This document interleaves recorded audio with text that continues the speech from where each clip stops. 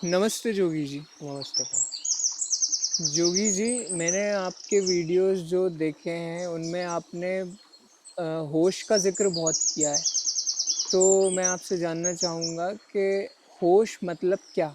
क्योंकि अगर आप होश में रहने की बात करते हैं तो आप ये बोल रहे हैं कि अभी लोग बेहोश हैं। तो फिर कैसे, मतलब ये बेहोशी क्या है और होश क्या है? देखिए, होश क्या है ये बताना बड़ा मुश्किल है, लगभग असंभव है। जैसे कि ये बताना लगभग असंभव है कि स्वास्थ्य क्या है। ये बताया जा सकता है कि बीमारी क्या है और बीमारी को कैसे हटाएं, और बीमारी का ना होना ही स्वास्थ्य है। बीमारी का जो ना होना है वो स्वास्थ्य है। वैसे ही बेहोशी का, नशे का ना होना ही होश है। ठीक है, यहाँ तक समझ में आती है बात। अब हम ये देखेंगे कि हम बेहोश कैसे हैं, हम नशे में कैसे हैं। ठीक है, अगर हम ये जान लेंगे तो बस उस नशे में नहीं रहने का नाम ही होश है। देखिए, हम किसी को नशे में कब मानते हैं? एक व्यक्ति है, कब बोलोगे आपकी वो नशे में है या उसने कोई नशा किया है? जब वो बहकी बहकी बातें करेगा, जिसका ना कोई सर है ना कोई पैर है। ठीक है, इन लॉजिकल बातें। ठीक है, जो अपने आप को कुछ और मानने लगता है आदमी। ठीक है, जैसे आपने देखा होगा जो शराबी होता है वो अपने आप को पता नहीं कौन सा राजा या को क्या मानने लग जाता है, या वो भूल ही जाता है कि वास्तविकता में वो क्या है। ठीक है, इसी को हम नशा कहते हैं। चलता है तो गिरता है, ठोकरे खाता है, दुख पाता है। ठीक है, दुख भी जो पाता है तो जो ज़्यादा नशे में होता है उसको अपने दुख का भी एहसास नहीं होता है। उसी को हम बोलते हैं कि तो इतना नशे में कि नाली में पड़ा हुआ है, सुअर आके मुंह चाट रहे हैं, कुत्ते पेशाब करके जा रहे हैं मुंह पर, उसको पता ही नहीं है। वो बहुत ही ज़्यादा बेहोश है ना। जब वो थोड़ा होश में आता है तो उसको अपनी स्थिति का आभास होता है कि मैं कहाँ पड़ा हूँ, यहाँ पर बहुत दुख है। तो फिर वहाँ से लड़खड़ा के उठ के चलना शुरू करता है वो। हम व्यक्ति को कब मानते हैं कि अभी ठीक है, अभी नशे में नहीं है? जब वो जो है वास्तव में उसको जानता है कि मैं क्या हूँ, मेरी स्थिति क्या है, जिसको स्पष्ट दिखाई दे रही है ये सारी चीज़ें, जो बहकी बहकी बातें नहीं कर रहा, जिसकी बातें बिल्कुल आपको समझ में आ रही है कि वो क्या बोल रहा है, उसको हम होश में मानते हैं। ठीक है, ये हमारी जन सामान्य की परिभाषा है होश और बेहोशी की और नशे की। ठीक है, तो अब हम देखते हैं कि जो एक आम मनुष्य है, आम इंसान है समाज का, वो कैसे बेहोश है। देखिए, उससे जब आप पूछते हैं कोई भी काम, क्या आप ये क्यों कर रहे हैं, तो वो आपको ठीक ठीक बिल्कुल नहीं बता पाएगा। वो बोलेगा क्योंकि वो कर रहा है, क्योंकि ये तो करना ही होता है, क्योंकि ये तो सब करते हैं। ठीक है, और बहकी बहकी बातें करेगा, मान्यताओं में जिएगा। ठीक है, उससे आप पूछ लो सबसे बड़ी बात कि तुम कौन हो, तो भी नहीं बता पाएगा। ठीक है, वो वैसी वैसी बातें बताएगा जो उसको सिखा दी गई हैं, बता दी गई हैं, उसको अपना पता ही नहीं है। ठीक है, अपने प्रति उसको कोई सजगता ही नहीं है कि मैं क्या हूँ, मैं कौन हूँ। ठीक है, जितने भी नशे वाले लक्षण हैं सारे उसमें आपको देखने को मिल रहे हैं। देख लीजिए आप, बिल्कुल मेरे साथ साथ चलिए, आपको देखने को मिलेंगे। ठोकरें खाता है, जहाँ जाता है उसको करना सही चाहता है, होश से गलत जाता है। ठीक है, अपने अब जो नशे में होता है आदमी, उसको तो वो जो भी कुछ करता है तो वो यही सोच के तो करता है, उसको वास्तविकता दिखती है वहाँ पे, तभी तो वो उस चीज़ को करने जाता है। और फिर वो नाली में गिर जाता है या कोई उसको चाटा मार देता है, क्योंकि वो तो गया था वास्तविकता कुछ समझ के कि मैं कलेक्टर हूँ, और वो वास्तव में कलेक्टर तो है ही नहीं, तो सामने से चाटा पड़ा उसको। वैसे ही आम आदमी की स्थिति है, करने कुछ जाता है, हो कुछ जाता है, और जो होता है वो गलत ही होता है उसके साथ हमेशा। ठीक है, तो इन चीज़ों से हम लगा सकते हैं अंदाजा कि एक जो आम आदमी है वो बेहोश है, और प्रतिपल बदलता रहता है। मतलब जो शराबी होता है, जो नशे में होता है व्यक्ति, आपने उसको देखा है कितनी बार बदलता है वो। हर थोड़ी देर में कुछ का कुछ बोलने लगता है, कभी कुछ हो जाता है, कभी कुछ हो जाता है। वैसे ही एक बेहोश आदमी होता है, वो कभी कुछ हो जाता है, कभी कुछ हो जाता है, कभी कुछ हो जाता है। ठीक है, ये तो हमने देखा ही है ना। तो इसी को मैं बेहोशी बोल रहा हूँ। अब होश में आना क्या है? होश में आना ये है कि तुम जानो वास्तविकता में कि तुम क्या हो, तुम कौन हो। अपने केंद्र को जानो, अपने स्वभाव को जानो। आप आप अपने स्वभाव में नहीं हो, ये ऐसे जान सकते हो आप कि आप अभी जहाँ हो वहाँ शांत नहीं हो, पूर्ण नहीं हो, आनंदित नहीं हो, मुक्त नहीं हो। आप तड़प रहे हो, आप कुछ हो जाना चाहते हो, ठीक है। और आप तब तक कुछ हो जाना चाहते हो जब तक आप वो नहीं हो जाते जो आप हो। जैसे कि मैं अपने घर में रहूँगा तभी तो शांत रहूँगा। मैं जंगल में हूँ, मैं कहीं बाहर घूमने गया हूँ, तब तक मैं कभी स्थिर नहीं हो सकता, क्योंकि वो मेरा घर नहीं है। मैं भटकता रहूँगा, मैं कहीं यहाँ कहीं वहाँ, मैं नहीं भी वहाँ से जाना चाहूँ तो कोई मुझे निकाल देता है, क्योंकि वो मेरा घर नहीं था। तो वैसे ही एक आम आदमी का जीवन होता है, वो कभी स्थिर नहीं हो पाता है ज़िंदगी में। तो अपना स्वभाव जो होता है वो शांति है, वो आनंद है। जो शांति हम बाहर ढूंढ रहे हैं, क्योंकि हम बेहोशी में ढूंढ रहे हैं, हम नादानी में, स्वयं को ना जानने की वजह से हम बाहर ढूंढ रहे हैं, भटक रहे हैं। तो बस इसी बेहोशी को तोड़ना, स्वयं के प्रति सजग होना कि मैं परेशान क्यों हूँ। और ये जो मैं है, परेशानी तो बाद में आई, प्रश्न भी बाद में आया, पहले मैं से शुरुआत हुई कि मैं, इस मैं की पड़ताल करना, ये होश है। इसको बोला जाता है कि होश में आना। जब आप इसकी पड़ताल करके जहाँ जिस अंत पर पहुँचते हैं, वो आपका स्वभाव होता है। और उसमें जिसने जीना सीखा वो कभी नहीं भटकता, ना वो अशांत होगा, ना परेशान होगा, ना वो बंधन में होगा, ना वो दुखी होगा, ना वो उसके अंदर अस्पष्टता होगी, है ना। जो भी चीज़ें आप बाहर ढूंढ रहे हो वो सारी वहाँ मिलती है। कहाँ? जो आपका केंद्र है, जो आपका स्वभाव है। तो स्वभाव में होना, स्वभाव में जीना ही होश है। हम होश हैं। अब ये शब्द मात्र हैं, इन पर अमल जब किया जाता है, जब जब इसको जिया जाता है, तब पता चलेगा कि मैं बोल क्या रहा हूँ। ठीक है, शब्दों से मैं आपको नहीं बता सकता कि आम का स्वाद कैसा होता है। अगर किसी ने आम नहीं खाया तो मैं उसको नहीं बता सकता। मैं कितना भी बताने का प्रयास कर लूँ, वो शब्द फीके ही रहेंगे, मृत ही रहेंगे। वहाँ आपको पहुँचना होता है। अपनी बेहोशी को देखिए, उसके प्रति जागरूक रहिए कि मैं ये जो शब्द बोल रहा हूँ, ये क्यों बोल रहा हूँ, क्या पाना चाहता हूँ, क्या जताना चाहता हूँ, कहाँ से ये शब्द उठ रहे हैं। ये होश है, ये जागरूकता आपको रखनी पड़ेगी अपने जीवन में। चल रहा हूँ, क्यों चल रहा हूँ, कहाँ जा रहा हूँ, क्यों जा रहा हूँ, इसके प्रति आपको स्पष्टता होनी चाहिए। ये चीज़ें आपको अपने स्वभाव में ले जाने में मदद करेंगी। हम सुबह उठते हैं, हमें पता ही नहीं होता कि हम क्यों उठें।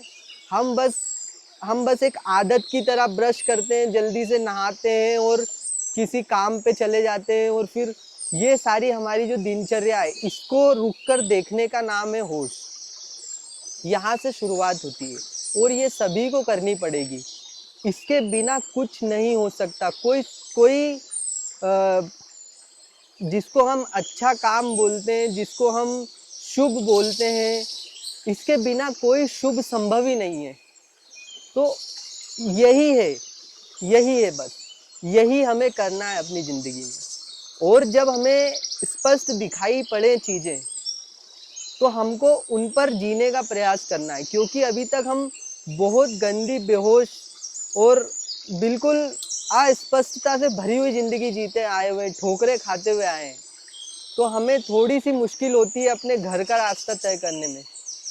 हम क्योंकि बहुत ज़्यादा नशे में हैं, चल भी नहीं पा रहे हैं, लेकिन हमें उठना ही पड़ेगा अगर हमें जीवन में वो चाहिए जो हम पाना चाह रहे हैं, जो चीज़ों से, रिश्तों से, विचारों से, वस्तुओं से जो हम पाना चाह रहे हैं, अगर वास्तव में आपको वो चाहिए तो आपको ये करना ही पड़ेगा, करना ही पड़ेगा। कोई और ऑप्शन नहीं है, कोई और ऑप्शन नहीं है। जब तक आपको लगेगा कि कोई और ऑप्शन है, तब तक आप इस राह पे नहीं चल पाएंगे। तो जो मैं होश की बात करता हूँ, यही होश है। अगर मैंने अपनी तरफ से पूरी इस बात को क्लियर करने की लॉजिकली कोशिश करी है, कोई मैंने आपसे हवा हवाई बातें नहीं करी, कोई ऐसी बात नहीं करी है कि आपको कोई मोक्ष प्राप्त कर लेना है एकदम। आप बस मेरी बात को इसको समझिए। अगर इससे आपका कोई प्रश्न है तो आप पूछ सकते हैं अभी। आपने एक तरफ बोला कि होश तक पहुंचना है, वही हमारा स्वभाव है। फिर आपने ये भी बोला कि जो व्यक्ति बेहोश है अभी उसे होश में रहकर देखना चाहिए खुद को। तो ये दोनों बातें थोड़ी समझ में नहीं आई कि होश तक पहुंचना है या अभी होश में होना है, मतलब क्या? देखिए,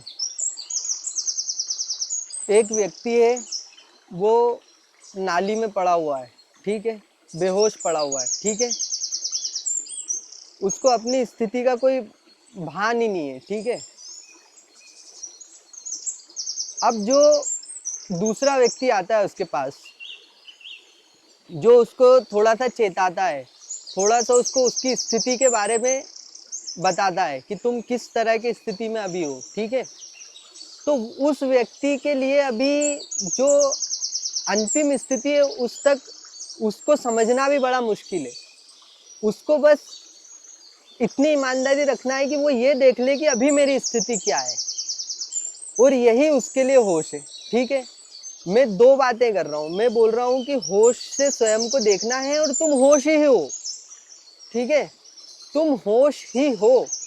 यहाँ तक तो पहुँचना है, और शुरुआत यहाँ से करनी है कि तुम थोड़ा होश से स्वयं को देखो। मतलब कि अपनी स्थिति के प्रति जागरूक होना भी होश है। जैसे मुक्ति तो मुक्ति है ही, मुक्ति की तरफ सतत बढ़ते रहना भी अपने आप में एक मुक्ति है। समझ रहे हैं आप? जैसे कि मान लीजिए मुझे कोई नौकरी करनी है, मान लीजिए, ठीक है, नौकरी जब मुझे मिल जाए, वो तो एक बात है ही कि मुझे मिल चुकी है अब, मगर जिस वक्त मैंने ठान लिया था मन में कि मुझे नौकरी करनी है, और मैं उस प्रयास में जब लग गया, तो मेरी नौकरी शुरू हो चुकी है ऑलरेडी। आप समझ, नौकरी ढूंढना भी एक नौकरी है, तभी तो, क्योंकि वो पहला पड़ाव। आप समझ रहे हैं? तो जिस व्यक्ति को हम, अंतिम बात तो अभी उसको समझ में आ जाए ऐसी उसकी परिस्थिति है ही नहीं, तो हम उसे बोल रहे हैं कि आपका उसकी तरफ बढ़ना है भी होश है। और जैसे होश की तरफ बढ़ते बढ़ते अभी तो व्यक्ति बेहोश ही है, तो बेहोशी तो उसे बार बार घेरेगी। तो वो जो होश की तरफ एक जो उसका प्रेम है वो बना रहे कि हाँ वाकई उसे उस स्थिति तक पहुंचना है कि वो होश में स्थित हो जाए। तो वो कैसे कर सकता है व्यक्ति जब छटक जाता है उस जगह से? तो देखिए, यहीं पर हमें, यहीं पर समर्पण करना होता है ना, यही समर्पण कहलाता है, यही यही प्रेम कहलाता है। कि जब मुझे सत्य समझ में आ गया, ठीक है, मुझे पता चल गया क्या सच है क्या झूठ है, ठीक है, इसी को तो जीव बोला जाता है, जिसके सामने चुनाव है अभी, ठीक है, यही तो संघर्ष है, ठीक है, यही तो द्वंद्व होता है। और जब आप, जैसे देखिए आपने बोला कि कोई बेहोश है, तो पहली बात हम ये भी समझ ही रहे हैं कि पूरी तरह कोई बेहोश नहीं है, ठीक है, क्योंकि वो तो फिर मृत्यु की अवस्था होती है जहाँ पूरी बेहोशी होती है। कोई थोड़ा सा होश में है, ठीक है। तो अब जो उसको अगला कदम रखना है, हर पल प्रतिपल हमारे सामने चुनाव की स्थिति होती है, ठीक है। हम क्या चुनेंगे, यहाँ पर हम किसकी तरफ समर्पित रहेंगे। समर्पण जब करना होता है, यहाँ पर हमारी आज़ादी होती है, ठीक है, हम इसको चुनेंगे या उसको चुनेंगे, यहाँ हमारी पूर्ण आज़ादी है, अंदर, बहुत अंदर से, ठीक है। तो जब मुझे सत्य समझ में आ गया, जब मुझे सही बात समझ में आ गई, कि देखिए यहाँ पे ये होगा, यहाँ पे ये होगा, यहाँ पे ये फायदे, यहाँ पे ये फायदे, यहाँ पे ये नुकसान, यहाँ पे ये नुकसान। तो हम किसको अपना प्रेम सौंपेंगे, हम किसके लिए समर्पित रहेंगे, वैसे हमारे जीवन की गति होती है। ठीक है, आप समझ रहे हैं। तो प्रतिपल आपके सामने चुनाव है। देखिए, जब आप बार बार संसार, चुनाव अपने आप में दुख है, ये तो आप समझ रहे हैं कि जब मुझे दो ऑप्शन दिए जा रहे हैं और ये एक तरह का कर्ता भाव है कि मैं किसको चुनूं, और ये मेरे ऊपर निर्भर करता है, और यही अपने आप में दुख है। हम चाहते हैं कि ऐसी अवस्था जहाँ पे कोई चुनाव ना हो, जहाँ पे हम स्वतंत्र हो, आनंदित हो, मुक्त हो, और हम एक स्थिर अवस्था तक पहुंचना चाहते हैं। समझ रहे हो आप। और जो चुनाव करना होते हैं, ये जो हमारे ऊपर भार है, ये हमें दुखी करता है ना। तो अब आप सिर्फ समझ लीजिए कि चुनाव तो अभी आपको करना ही पड़ेगा, उससे कोई छुटकारा नहीं है। एक चुनाव है जिसको आप करते रहेंगे तो आप उस अवस्था तक पहुंच जाएंगे जहां आप चुनाव मुक्त हो जाएंगे। ठीक है। दूसरा चुनाव है, आप उसको करते रहेंगे और अनंत समय तक करते रहेंगे तो भी आप उस अवस्था तक नहीं पहुंचेंगे जहां पर आप चुनाव रहित हो जाएंगे। समझे। तो जो बार बार संसार को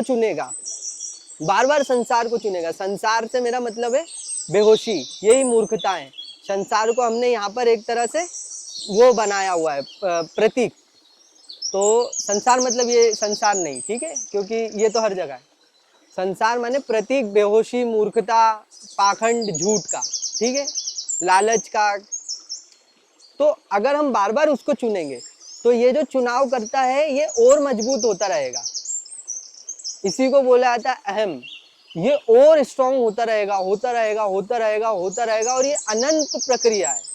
और जब हम चुनते हैं सत्य को, तब ये धीरे धीरे जो चुनाव करता है, जो अहम है, ये गलने लगता है।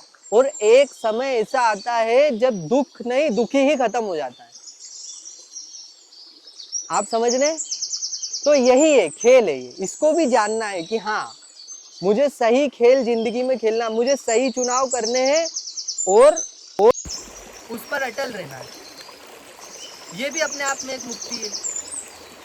आपने बोला कि जो अहम रहता है वो सत्य का चुनाव करेगा तो गलता जाएगा।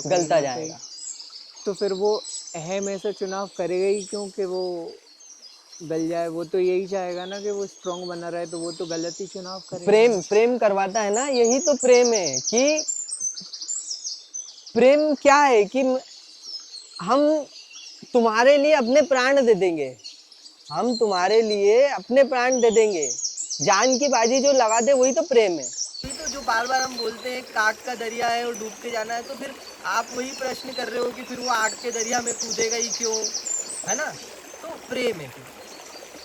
फिर वही बात होती है, यहाँ पर भी पूरी स्वतंत्रता है सामने वाले की। किसी को जबरदस्ती नहीं बदला जा सकता, किसी को जबरदस्ती नहीं सुधारा जा सकता।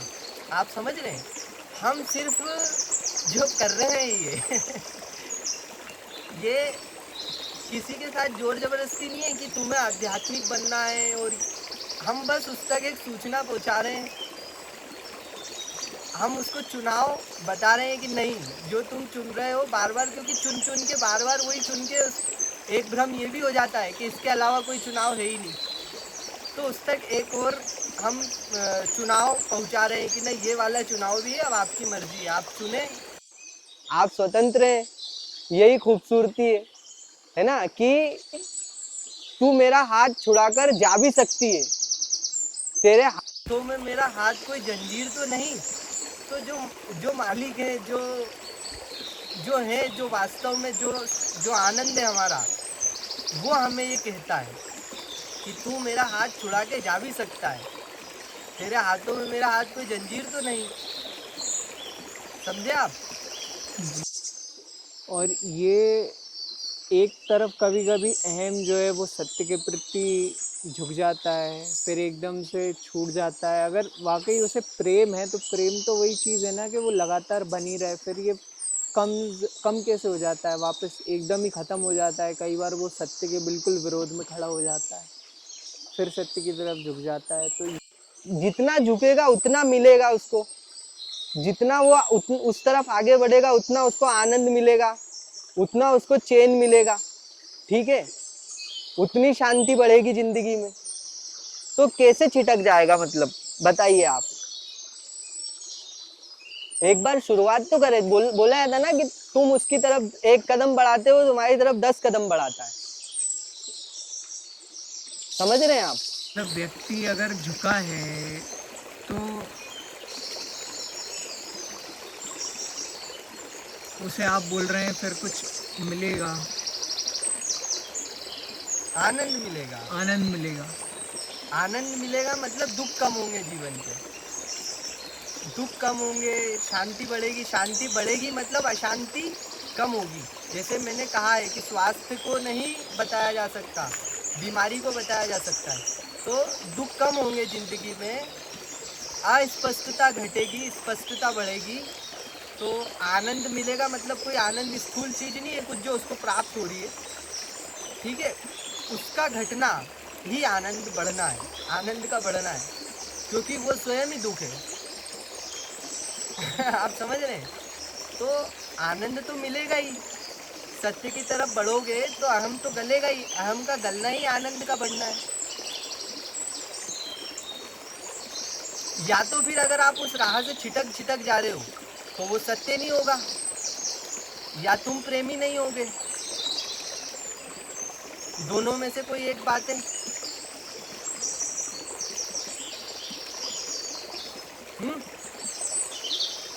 तो एक व्यक्ति अगर सत्य की तरफ झुक गया है तो वो क्या झुकता ही चला जाएगा, आप ये बोलना चाह रहे हैं? वो मतलब अगर छिटक रहा है तो मतलब सत्य के प्रति उसका आकर्षण था ही नहीं। सत्य के प्रति तो आकर्षण है ही। सत्य से बड़ा कौन आकर्षित कर सकता है? सत्य से ज़्यादा आकर्षक कौन हो सकता है?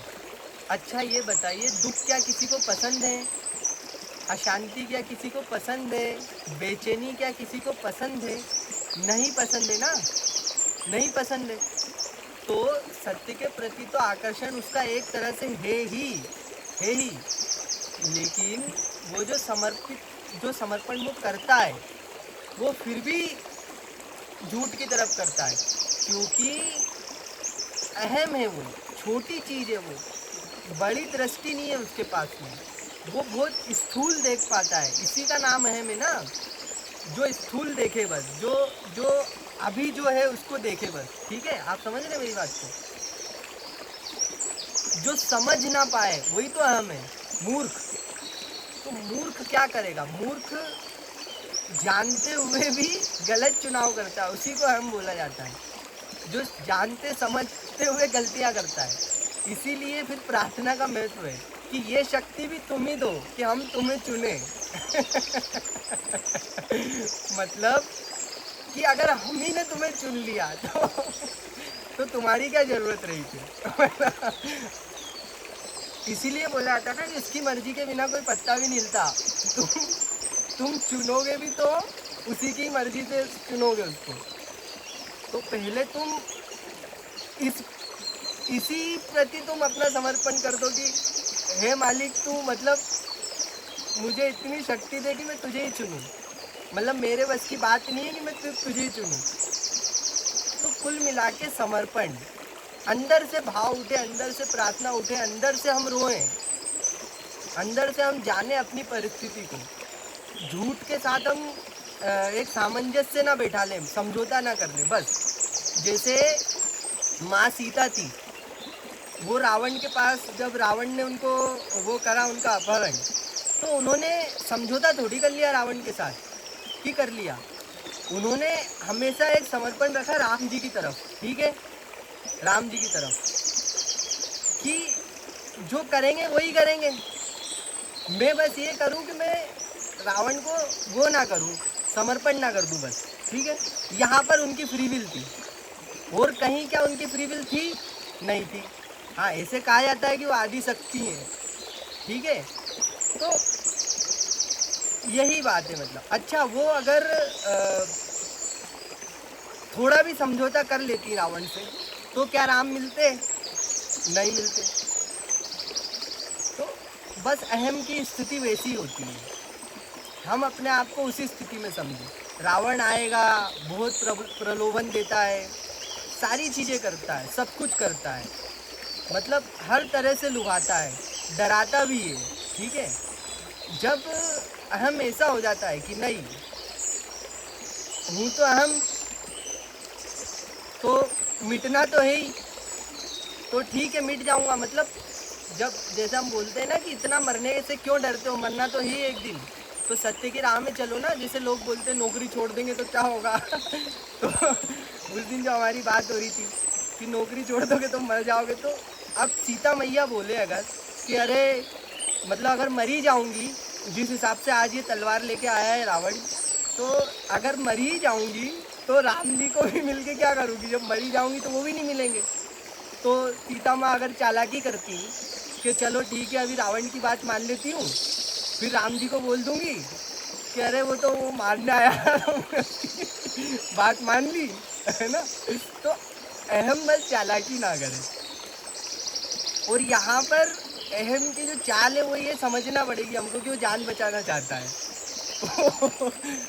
इसलिए वो चालाकी कर रहा है। तर्क ना लगाए अहम, अपनी अपने मस्तिष्क को साइड में रखें, बस समर्पित रहे, बस समर्पित रहे। कुछ नहीं बिगड़ता है, कुछ नहीं बिगड़ता है, बहुत आनंद है इस रास्ते पर। और कोई प्रश्न आपका? बस बहुत बहुत धन्यवाद।